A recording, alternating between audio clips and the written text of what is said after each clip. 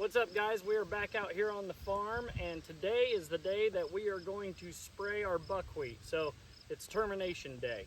Wanted to show you guys, if you saw my previous video, you saw the experiment that we did, and you saw these posts here that we put in. These posts represent where we sprayed our cranked fertilizer on this side and where we did not. If you look over at this side over here is where we sprayed the cranked fertilizer.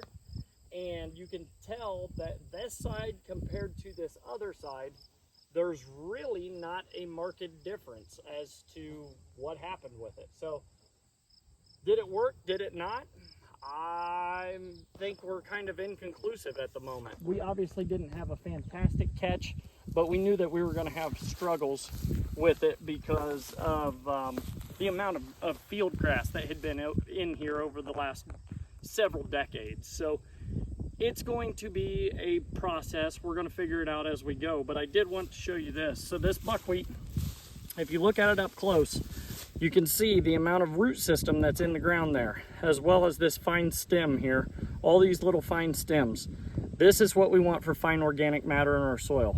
But if you zoom in on the flowers, you can see those black seed heads starting to appear. Those tiny black seeds, that's new buckwheat that's going to start. And we don't want those seeds to drop and begin to germinate. So we may be a little late on getting to it, but we're going to terminate all this.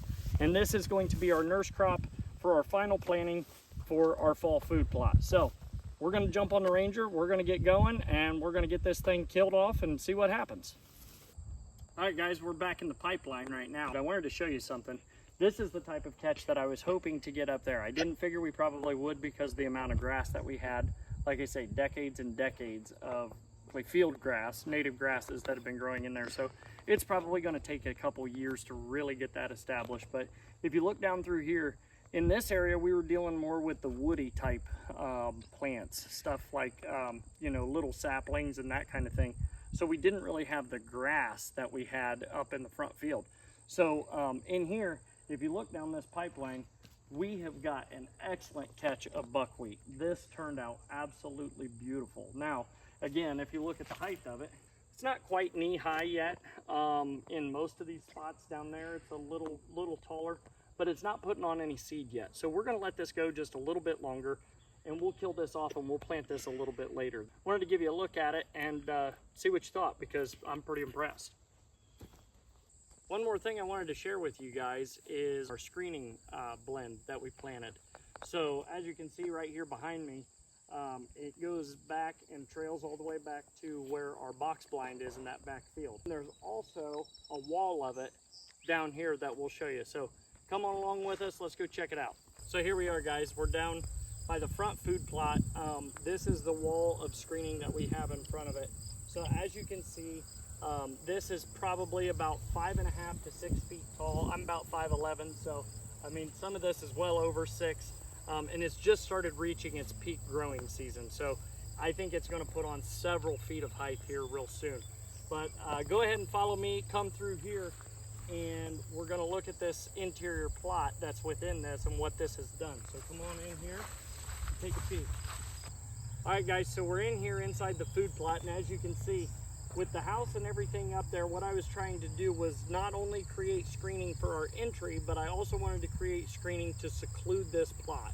So right now you're standing basically in the middle of the plot. So what we're going to do is we're actually, once this gets to full height, we're actually going to brush in a ground blind over here to where we can enter from the back. That way, if there are any deer in this field, they're not going to see us or even know that we're there.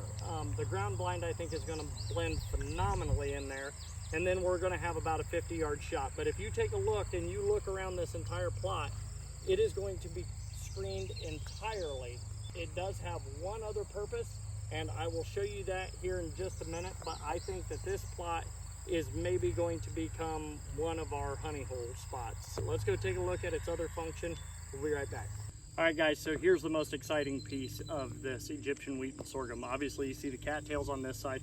We're actually going to mow a path on this side. This is obviously the Egyptian wheat and sorghum, and like I say, right here it's probably about 6 feet tall. So this wraps all the way to the back. You can see where it goes back there. We're going to mow that path so that way it wraps all the way around there. And if you look, you can't hardly see that food plot as it is. So I think this stuff is going to put on probably another 2 or 3 feet, and it's going to make us completely concealed from anything that's in that plot. It's obviously established. If we can get some growth out of it, get some good rains, which hopefully we're getting some more this week, we'll let it get established and let it get to full height, then we'll mow our path. We're going to have a killer setup. So you guys make sure that you like and subscribe. Make sure you keep track of everything that we're doing out here on the farm. Leave us comments. Let us know if there's anything you change, anything you think we should do different. But we'll catch you on the next one.